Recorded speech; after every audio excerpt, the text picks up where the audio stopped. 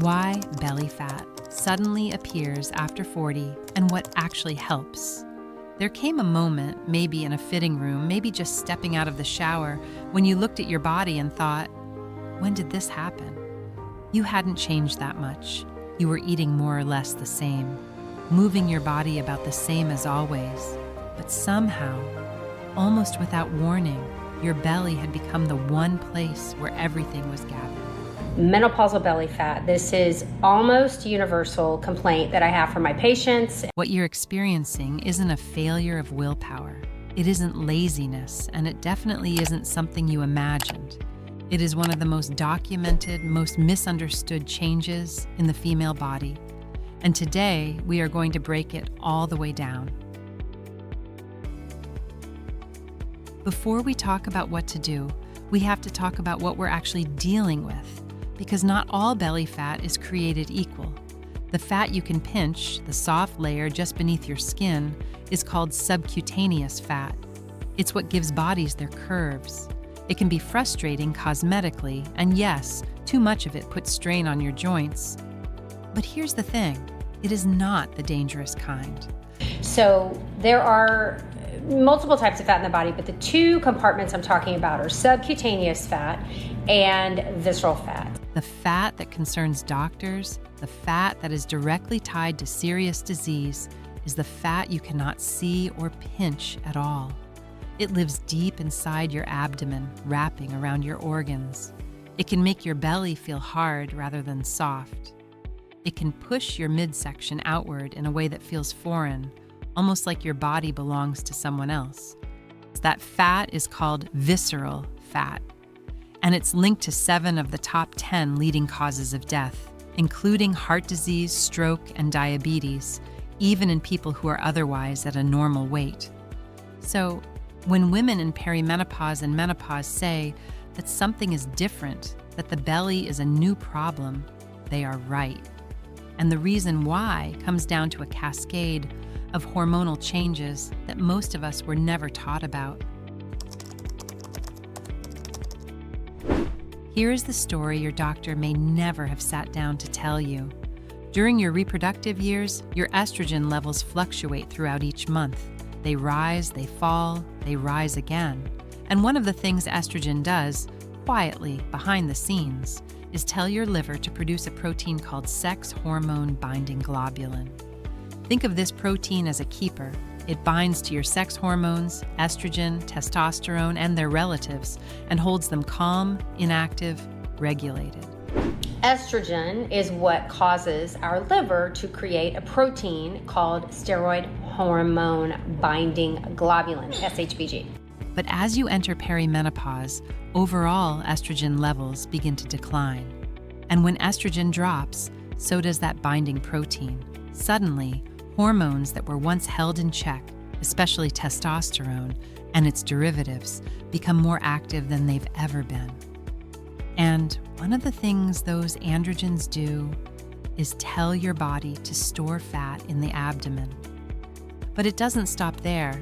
Visceral fat itself is an inflammation factory. The more you have, the more inflammatory signals it pumps out. Higher inflammation raises insulin levels. Higher insulin drives more fat to the abdomen, which increases visceral fat, which increases inflammation. It's a loop. And once you understand the loop, you understand why just eat less is almost never enough to break it. So what do we do? The honest answer is that there is no single magic fix, but there are several evidence-based tools that, when used together, can genuinely shift things. Let's walk through them. The first and arguably most powerful tool is fiber. Women need a minimum of 25 grams of fiber per day. The average American woman gets about half that. Why does it matter for belly fat specifically? Because research shows that people with diets rich in fiber carry significantly less visceral fat. Fiber feeds the beneficial bacteria in your gut, reduces inflammatory signaling, and helps stabilize blood sugar, all of which work directly against the cycle we just described. Make sure you are getting enough fiber. Make sure you're getting enough fiber. How much fiber do we need? 25, you're right.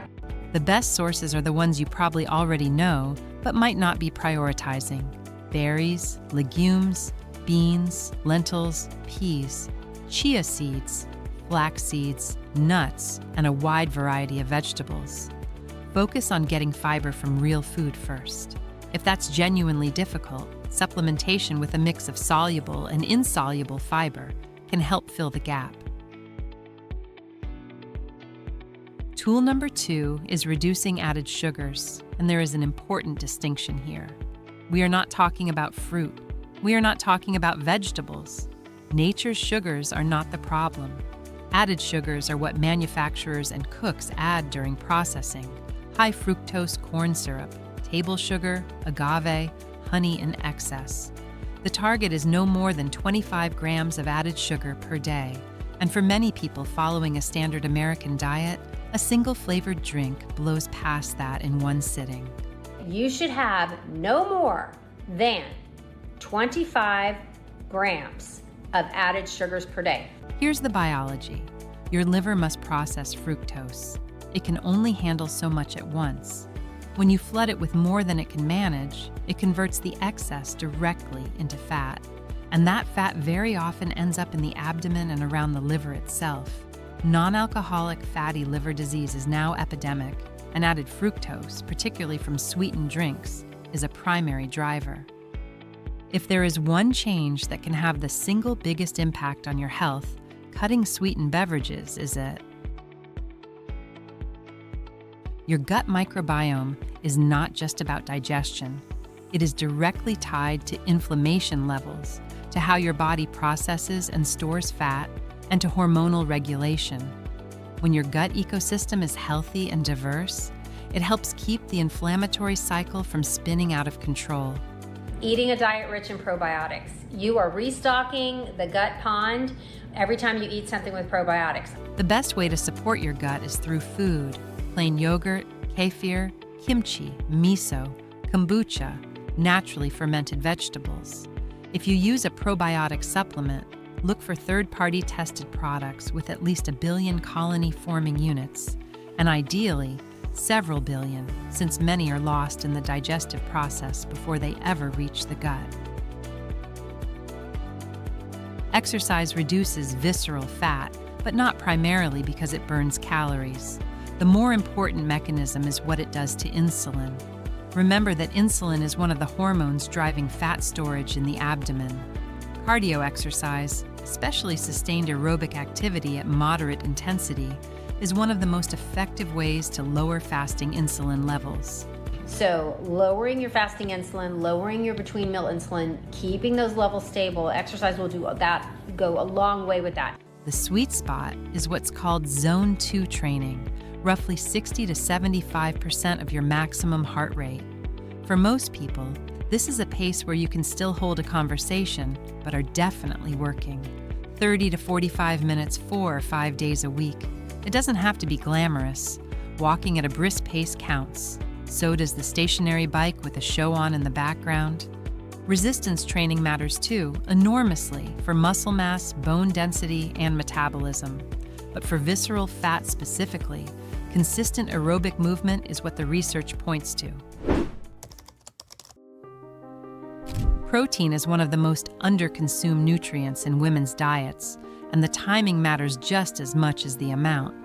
Your body can only process and use roughly 30 grams of protein at one sitting. Whatever is beyond that tends to be stored rather than used for muscle maintenance and repair.